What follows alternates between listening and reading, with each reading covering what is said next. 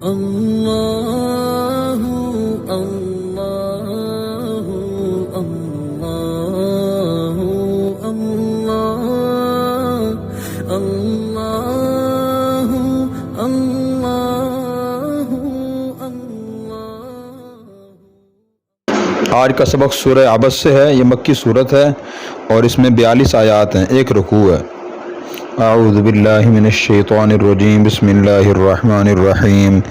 عبس وتولی، عبس تیور چڑھایا، وتولی اور منہ پھیر لیا، ان جاءہ الاعمی، ان اس وجہ سے جاءہ اس کے پاس آیا، الاعمی نابینا، وما یدریک لعلہ یزکیٰ، وما اور کون سی چیز یدریک آپ کو بتائے، لعلہ شاید کہ وہ یزکیٰ پاک صاف ہو جاتا، اور آپ کو کیا معلوم شاید کہ وہ پاک صاف ہو جاتا، او یذکر فتنفعہ الذکریٰ، او یا یذکر نصیحت حاصل کرتا، فتنفعہ اس کو فائدہ پہنچاتی، نفع پہنچاتی، الذکریٰ نصیحت۔ اما من استغنا، اما بہرحال من استغنا جو بے پرواہ ہے، فانت لہ تصدی، فانت تو آپ لہو اس کے تصدی درپے ہوتے ہیں، پیچھے پڑتے ہیں، وما علیک اللہ یزکیٰ، وما اور نہیں علیک آپ پر ذمہ داری، اللہ یزکیٰ یہ کہ وہ صاف نہ ہو تو کوئی ذمہ داری نہیں۔ واما من جاءک یسعی وہو یخشی، واما اور بہرحال من جاءک جو آپ کے پاس آیا، یسعی کوشش کرتا ہوا یا دوڑتا ہوا، وہو یخشی اور وہ ڈرتا بھی ہے، فانت عنہ تلہی تو آپ اس سے منہ پھیرتے ہیں۔ یہ آیات مبارکہ شروع کی آیات حضرت عبداللہ بن ام مکتوم رضی اللہ تعالیٰ عنہ کے بارے میں نازل ہوئی ہیں۔ ایک مرتبہ نبی کریم صلی اللہ علیہ وسلم ابی بن خلف ایک غیر مسلم تھا، مشرک تھا، اس کے پاس بیٹھے ہوئے تھے اور وہ سردار تھا اور آپ شاید اس کو دین اسلام کی دعوت دے رہے تھے۔ دوسری روایت میں کہ ابو جہل، عتبہ، شیبہ، ابی بن خلف یہ کئی لوگ بیٹھے ہوئے تھے اور انہوں نے آپ سے وقت مانگا تھا کہ آپ ہمیں کہتے ہیں میری بات سنیں، ہم آپ کی بات سن لیں گے، لیکن شرط یہ ہے جب ہم آپ کے پاس بیٹھے ہوں تو آپ کے پاس جو غریب لوگ بیٹھے ہوتے ہیں یہ اس وقت نہ آئیں، ان کے ساتھ بیٹھنا ہماری شان کے خلاف ہے۔ غریب لوگوں سے مراد ان کی غریب صحابہ کرام تھے، حضرت بلال حبشی رضی اللہ عنہ، حضرت صہیب رومی رضی اللہ عنہ، حضرت سلمان فارسی رضی اللہ عنہ۔ تو یہ کافر تکبر کی وجہ سے ان غریب صحابہ کرام سے بیٹھنا اپنی شان کے خلاف سمجھتے تھے، تو آپ نے ان سے وعدہ فرما لیا کہ ٹھیک ہے آپ آ جائیں، میں آپ کو صحیح بات کروں گا اور ان کو وقت نہیں دوں گا۔ اور آپ کے ذہن میں خیال یہ تھا، آپ صلی اللہ علیہ وسلم کے ذہن میں، کہ اپنے ساتھی وقت حاضر ہی رہتے ہیں، چلیں کچھ وقت اگر ان کو نہ دیا جائے اور دوسرے لوگوں کو دے دیا جائے، اگر یہ مسلمان ہو جائیں گے تو ان کی بھی اصلاح ہو جائے گی، دوسرے ساتھی کسی اور وقت بھی دینی تعلیمات حاصل کر سکتے ہیں۔ چنانچہ آپ ابی بن خلف کے ساتھ یا کئی مشرکین کے ساتھ بیٹھے ہوئے تھے، تو حضرت عبداللہ بن ام مکتوم رضی اللہ عنہ نابینا صحابی تھے، خدیجہ رضی اللہ عنہ کے ماموزاد بھائی تھے، اور آپ صلی اللہ علیہ وسلم اپنے کئی سفروں میں مدینہ کا ان کو اپنا جانشین بنائے گئے تھے۔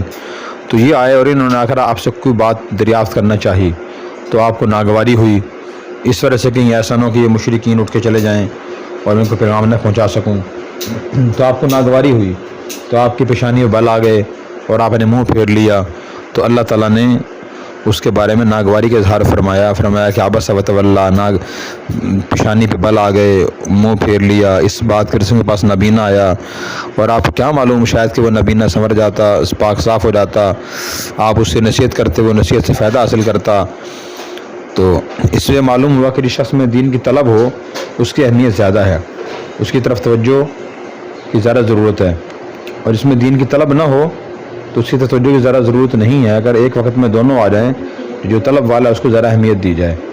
پھر فرمایا کہ اما من استغنا، جو آدمی بے پرواہ ہے، یعنی ابی بن خلف دوسرے کافر جو ساتھ تھے، فانت لہ تصدی آپ اس کے پیچھے پڑتے ہیں، آپ کی ذمہ داری نہیں اگر وہ پاک صاف نہ ہو تو۔ یہی بڑی اہم بات ہے۔ بعض لوگ کہہ رہتے ہیں کہ جی قیامت کے دن اللہ تعالیٰ ہم سے پوچھیں گے فلاں آدمی غیر مسلم کیوں مرا، تم نے اسے مسلمان کرنے کی کوشش کیوں نہیں کی، فلاں کو دین کیوں نہیں سکھایا۔ تو دیکھیں عمومی طور پہ تو دین ہر جگہ پہنچ چکا ہے اور اسلام کی دعوت پہنچ چکی ہے۔ جیسے کھانا آدمی کھاتا ہے، اسے بھوک لگتی ہے، اسے خود ہی تلاش کرتا ہے، اس کی ذمہ داری ہے کپڑا پہنے، ستر چھپائے، وضو کرے، نماز پڑھے، کھانا کھائے، پانی پیے، تو تو اسی طرح دین بھی ہر انسان کی ضرورت ہے، اس کی خود ذمہ داری ہے کہ وہ خود دین سیکھے۔ اگر وہ نہیں سیکھتا، دوسرا کوئی سکھا دیتا ہے گھر جا کے، تو اس کی یہ احسان و مہربانی ہے۔ ان آیات سے یہ بات سمجھ آتی ہے۔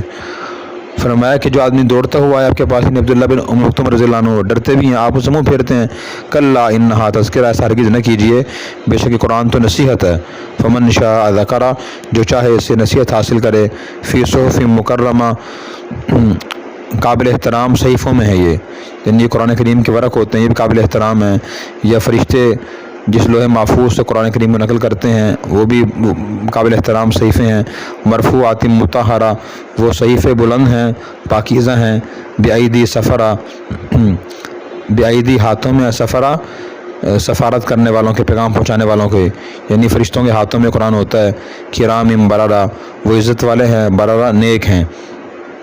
قتل الانسان ما اکفرہ، قتل مارا جائے، قتل کیا جائے انسان، ما اکفرہ، کتنا وہ ناشکرہ ہے۔ اللہ تعالیٰ انسان شکوہ کر رہا ہے کہ انسان بہت ناشکرہ ہے، مارا جائے، وہ ختم ہو جائے۔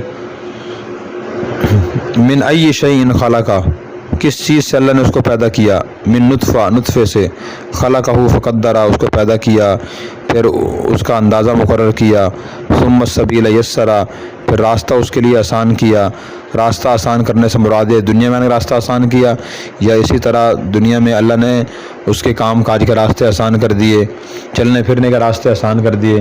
اگر ہر جگہ پہاڑ ہوتے، کھلے راستے نہ ہوتے، تو انسان اپنے منزل مقصود تک، دوسرے مقام تک کیسے پہنچتا؟ تو یہ اللہ کے احسانات ہیں۔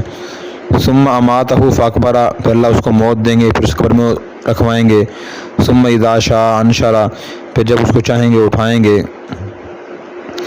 کلا لما یقض ما امرہ، ہرگز نہیں پورا کیا اس نے وہ کام جس کا اللہ نے اس کو حکم دیا تھا۔ تو اللہ تعالیٰ نے انسان کو اس کا ماضی یاد دلایا کہ انسان بنا کس چیز سے ہے، گندے پانی سے بنا ہے، اور پھر اس کے بعد اللہ تعالیٰ اسے پیدا کرتے ہیں، دنیا میں لے کے آتے ہیں، پھر اس کو موت دے دیں گے، پھر قبر میں چلا جائے گا، پھر اس کو اٹھا لیں گے۔ تو انسان حالات کو سوچے تو اللہ کے احسانات یاد آتے ہیں، اور انسان کے اندر عاجزی پیدا ہوتی ہے، تکبر ختم ہو جاتا ہے۔ پھر اس کے بعد فرمایا کہ کوئی انسان دعویٰ نہیں کر سکتا میں نے اللہ کے سارے احکام پورے کر دیے۔ لما یقضی ما امرہ، کسی بھی انسان نے اللہ کے سارے احکام پورے نہیں کیے۔ کوئی نیک اپنی نیکی پہ فخر نہ کرے، بلکہ اس نیکی کو کم سمجھے۔ فَلْيَنْظُرِ الْإِنسَانُ إِلَىٰ طَعَامِهِ، فَلْيَنْظُرِ چاہیے کہ دیکھے انسان إِلَىٰ طَعَامِهِ، اپنے کھانے کی طرف۔ کھانے جو اللہ نے کھانے کی نعمتیں اسے دی ہیں ان کو دیکھے، کتنی نعمتیں ہیں وہ، سبزیاں دیکھیں، پھل دیکھیں، میوجات دیکھیں، پینے کی چیزیں، کھانے کی چیزیں، پھل دیکھیں اور پھول دیکھیں، کتنی قسم کی چیزیں اللہ نے پیدا فرمائی ہیں۔ اللہ اگر صرف ایک سبزی پیدا فرمائے تو توری یا بھنڈی ہمارے لیے کافی تھی، بہت بڑا احسان تھا اس کا، لیکن موسم گرما کی سبزیاں علیحدہ ہیں، سرما کی سبزیاں علیحدہ ہیں، پھل ہر موسم کے علیحدہ ہیں، پھلوں کی قسمیں ہیں آگے۔ انسان دیکھے اپنے کھانے کی طرف۔ انا صببنا الماء صبا، بے شک ہم نے پانی اچھی طرح بہایا، برسایا، یعنی بارش اللہ برساتے ہیں، یہ بھی نعمت ہے۔ ثم شققنا الارض شقا، پھر ہم زمین کو پھاڑتے ہیں، یعنی زمین میں بیج جاتا ہے، پھر زمین پھٹتی ہے، اس سے کمپل نکلتی ہے۔ یہ کون پھاڑتا ہے زمین کو؟ اللہ تعالیٰ پھاڑتے ہیں۔ انسان بس میں تو نہیں ہے کہ انسان پھاڑے کمپل کو باہر نکالے۔ فَأَنبَتْنَا فِيهَا حَبًّا، پھر ہم اگاتے ہیں اس میں دانہ یا گندم، وَعِنَبًا وَقَضْبًا، اور انگور اور سبزیاں، وَزَيْتُونًا وَنَخْلًا، اور زیتون اور کھجور، وَحَدَائِقَ غُلْبًا، حدائق حدیقہ کی جمع ہے، اس کا معنی باغات، غلبہ گھنے باغات اللہ نے پیدا کیے۔ وَفَاكِهَةً وَأَبًّا، اور پھل اور گھاس، متاعًا لَكُمْ وَلِأَنْعَامِكُمْ، تمہارے فائدے کے لیے اور تمہارے جانوروں کے لیے۔ تو ان آیات میں ایک بڑا اہم نقطہ ہے۔ ایک نقطہ تو یہ ہے کہ انسان اللہ کی نعمتوں کو سوچے کہ اللہ کن چیزیں پیدا کی، گندم پیدا کی ہے، انگور پیدا کی ہے، سبزیاں پیدا کی، زیتون پیدا کیا، کھجوریں پیدا کی، گھنے باغات پیدا کیے، پھل پیدا کیے، گھاس پیدا کیے، اس کے لیے انسان کے فائدے کے لیے، اسی جانوروں کے فائدے کے لیے۔ انسان ان نعمتوں کو سوچے، شکر ادا کرے۔ دوسرا سبق ہمارے لیے یہ ہے کہ جب اللہ تعالیٰ نے ہماری خوراک اور کھانے پینے کی اشیاء بیان فرمائی ہیں تو کون سی چیز بیان فرمائی ہیں؟ جو قدرتی چیزیں وہ بیان فرمائی ہے، جو اللہ کی پیدا کی ہوئی چیزیں ہیں، تو انسان کو چاہیے کہ وہ ذرا استعمال کرے۔ اللہ نے یہ نہیں فرمایا کہ انسان میں کھانے کی طرف دیکھے، میں نے اس کے لیے پکوڑے سموسے پیدا کیے ہیں، ٹافیاں پیدا کی ہیں، میں نے شوارما اور پیزا پیدا کیا، اس کے لیے فرمایا نہیں۔ جو قدرتی چیزیں ہیں وہ اللہ کی پیدا کی ہوئی ہیں اور وہی سب سے زیادہ انسان کے لیے مفید ہیں۔ ڈاکٹر حضرات بھی کہتے ہیں کہ قدرتی چیزوں سے بچیں، قدرتی چیزیں استعمال کریں، جو پراسی شدہ چیزیں ہیں فیکٹری سے بن کے آتی ہیں ان سے آپ بچیں، وہ نقصان دہ ہیں، لیکن نوجوان خاص طور پر انہی کی طرف بھاگ کر جاتے ہیں، اس لیے بیماریاں زیادہ بڑھتی ہیں۔ تو انسان چاہیے کہ اپنے کھانے کی طرف دیکھے، وہ کھانے کی چیزیں کیا ہیں؟ گندم، زیتون، انگور، سبزیاں اور پھل، میوہ جات۔ فَإِذَا جَاءَتِ الصَّاخَّةُ، فَإِذَا پھر جب جات آئے گی الصَّاخَّہ، چیخ یا کان پھوڑنے والی، اس سے مراد سور پھونکنے کی آواز ہے، جب دوبارہ سور پھونکا جائے گا، یوم یفر المرء من اخیہ، اس دن یفر بھاگے گا، المرء آدمی، من اخیہ اپنے بھائی سے، وامہ وابی اور اپنی ماں سے اور اپنے باپ سے دور بھاگے گا، وصاحبتہ وبنی اور اپنی بیوی سے اور اپنے بیٹے سے۔ کیوں بھاگے گا انسان اس دن دور بھاگے گا، اپنی والدہ سے، والد سے، بھائیوں سے، بہنوں سے، ماں باپ سے، اولاد سے دور بھاگے گا۔ کیوں بھاگے گا؟ نمبر 1 اس وجہ سے کوئی مجھ سے آئے اپنے حق کا مطالبہ نہ کر لے، نمبر 2 کہ میرے خلاف گواہی نہ دے دے، نمبر 3 مجھ سے کوئی نیکیاں نہ مانگ لے۔ اس لیے ہر آدمی گھبراہٹ کی وجہ سے چیزوں بچنے کے لیے رشتہ داروں سے دور بھاگے گا۔ دنیا میں سب رشتہ دار اکٹھے رہتے ہیں، بیوی اور شوہر اکٹھے رہتے ہیں، لیکن قیامت کے دن سب بھاگیں گے۔